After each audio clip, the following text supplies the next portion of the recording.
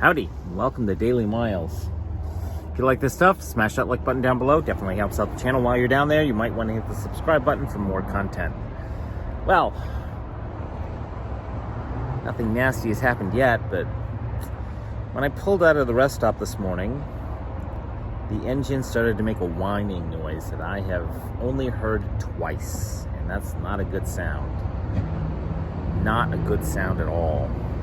Got about 20 miles north to Dana, California, at least that's what I think I am, and pulled into this Arco station right here and discovered that my engine is overheating again.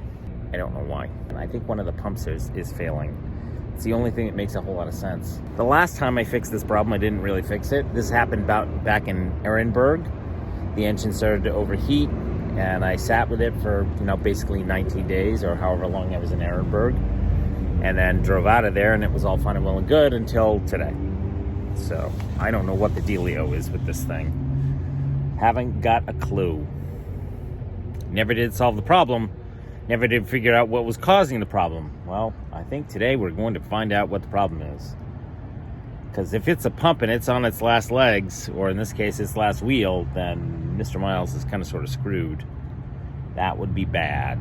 That would be very, very, one more time with feeling, bad. I may or may not make it to my intended destination today. I'm not going to do 300 miles today and go back to Ventura, which means Manny's probably going, where the fuck is Miles? He hasn't checked his email, so I have no idea whether or not he's seen the fact that I haven't, that I told him that I was going to be a day late. Fortunately for me, there is a Ford dealership about 5 miles from here, so maybe the van can make it there, set up an appointment, and go down the road, literally and figuratively. But first things first, let's not have the engine blow up or overheat, so I'm going to sit here for a little while and then baby it to the Ford dealership and have them take a look at it and tell me what the fuck is wrong with it. Ouch.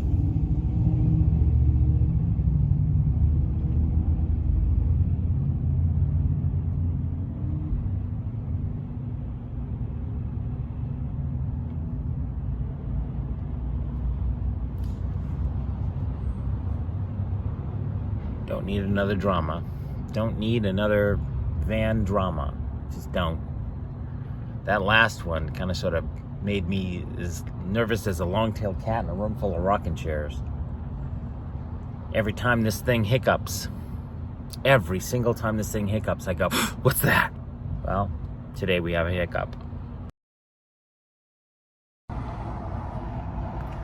Well, kiddies, that right there is Capistrano Ford, and you're going to say to me, Miles, what on earth are you doing at Capistrano Ford at Dana Point? And I'd say to you, well, trusted listener and viewer, I'm here because Mr. Miles is having a moment of, I learned my lesson the last time that when things go wrong with the vehicle and I don't have the tools or the time to fix it, it's probably best to hand the keys to a professional and say, here, go fix it. Called these fine folks up and said, hey, do you got space in your schedule? And they said to me, no. So why am I here? They said no, but to call us back. So I called them back, couldn't get in to talk to them. So I figured I'd just drive over here. It's only 2 miles up the road. The car's not going to die in 2 miles. We'll see what happens. So I got here. Service tech says to me, yeah, I can't look at your car. I said, is there anybody else that can look at it? He says, well, there's this place, this place, this place, and this place, and they're all pretty far away, and you pretty much can't drive anywhere. I said, yeah, pretty much not. I said, so what's your best option? He says, probably this place. So I call them up, and lo and behold, they have a slot tomorrow morning at 10:30. Great. And to make matters even better, they're not going to charge me for the diagnostic. Way cool. I do have to have the car towed. I'm not driving over there. There's no way in hell I'm driving over there. It's 10 miles from here, and I don't trust that something couldn't possibly go wrong with this, or I'd make it worse, and I'm just not in the mood for that. Learned my lesson the last time, so I'm being proactive, and yeah, you get the hint. So I'm going to hang out here, wait for the tow truck to show up, obviously, because I got nothing better to do. And we'll see what happens at the next place.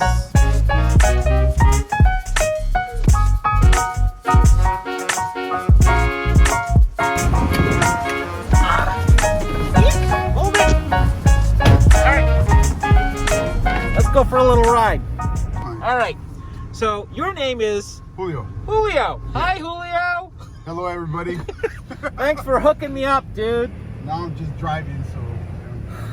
So how long have you been doing this?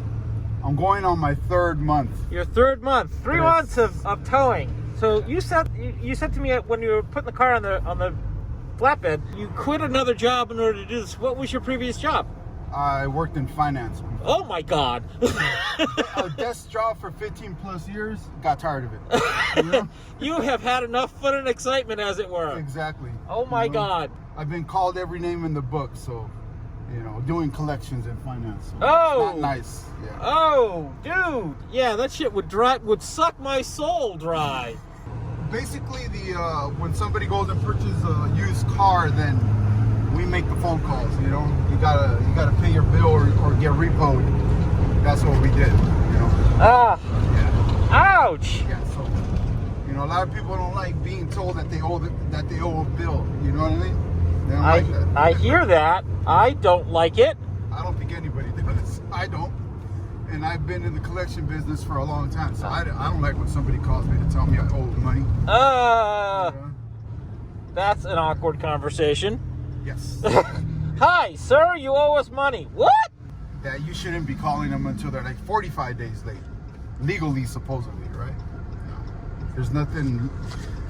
a finance company could legally repo your car after the first day if they feel like something is... something's not right. Yeah, no, if something's gonna damage their collateral, meaning Gotcha. the vehicle. If they want to say, oh, this person's probably gonna go damage it, that's why they missed the payment, they could go and repo it. Ouch.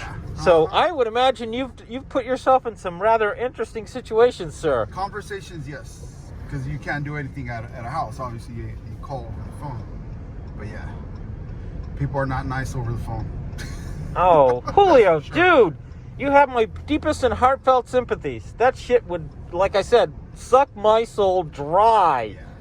Oh, dude, ouch. I am sorry you had to do that for 15 years. Yeah. Okay, so I'll ask the question, are you married, got kids? Not married, got one daughter. She's 24, and I'm a grandfather already. Jesus Christ, Julio! Drop all the information all at once. Wow! Yeah, my oldest granddaughter is 3. And Wow. My daughter's son is gonna be 1. Wow! Julio! I'd say congrats, dude. Thank you. Started early. Money for the register. The other one is earning withholding orders, which means taking out of the checks monthly or bi-weekly or every Friday whenever they get paid. And then the other one is a writ of execution, and that one's basically they could attach their any monies that they have in the bank and pull that out. Yep, they can do that. So imagine, you go to your bank and you're like, hey, what happened? You owe a debt, they had sued you, they have a judgment, blah, blah, blah, that stuff. After 6 months, they take your money from your bank and you're like, what the hell? Then the bank says you have to call this person because they're the ones that pulled the money out. And the bank can't do anything. And the bank cannot do anything about it because they did it legally.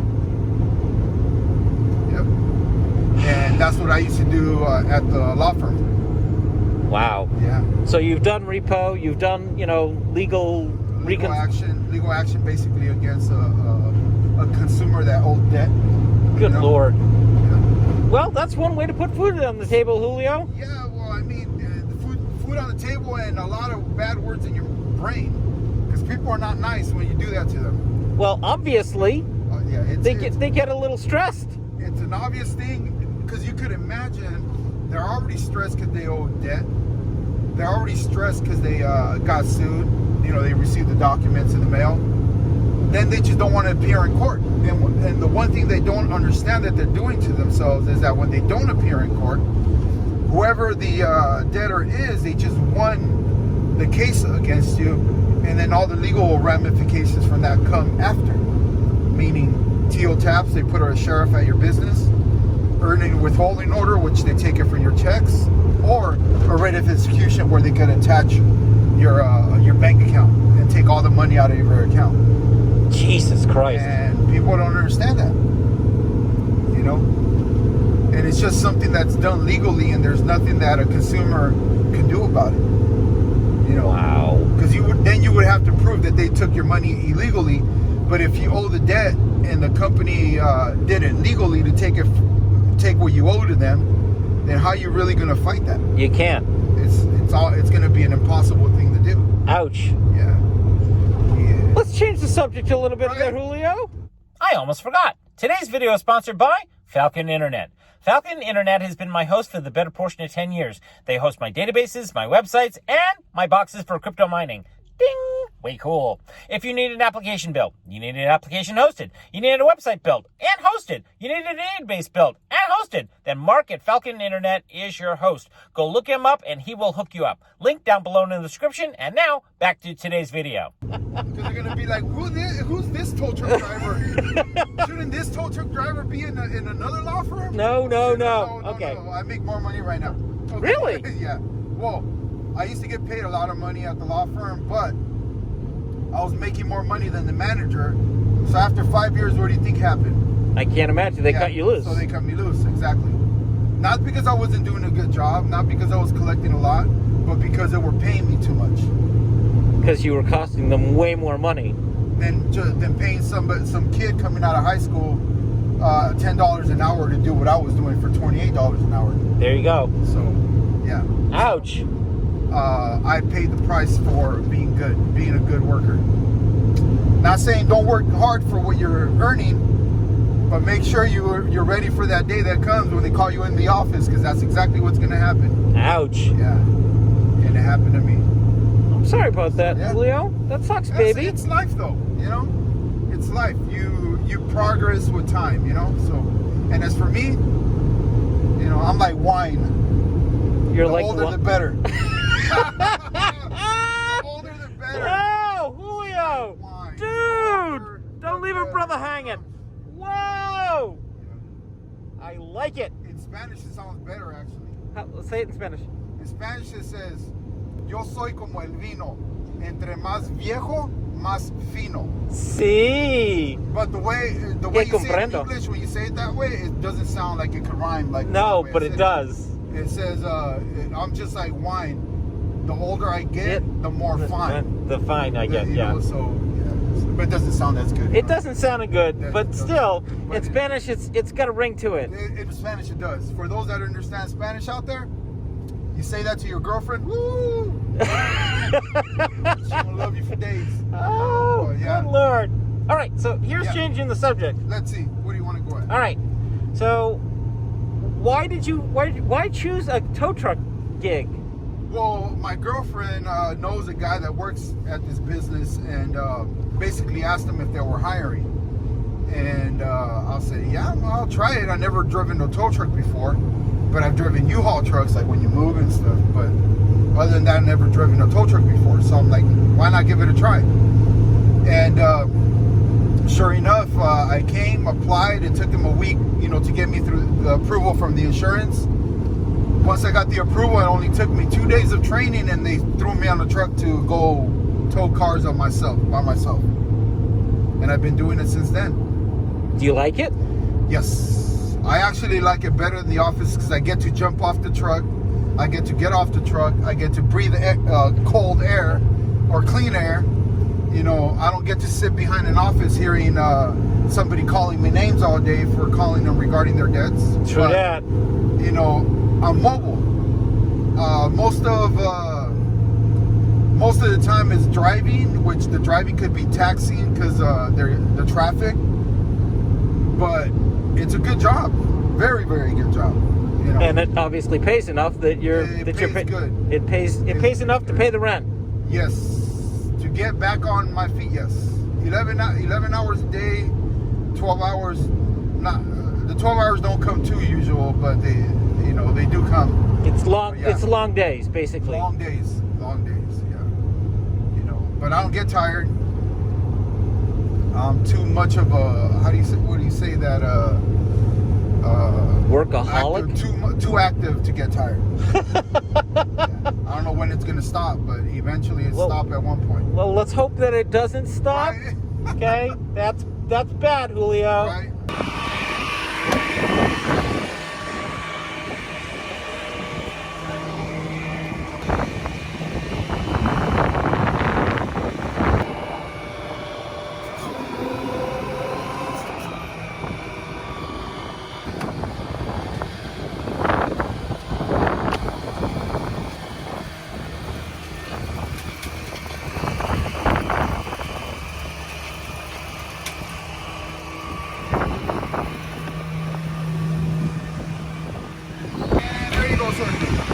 Well, thank you for your time. Julio. You have a good day. Thank you. Bye-bye.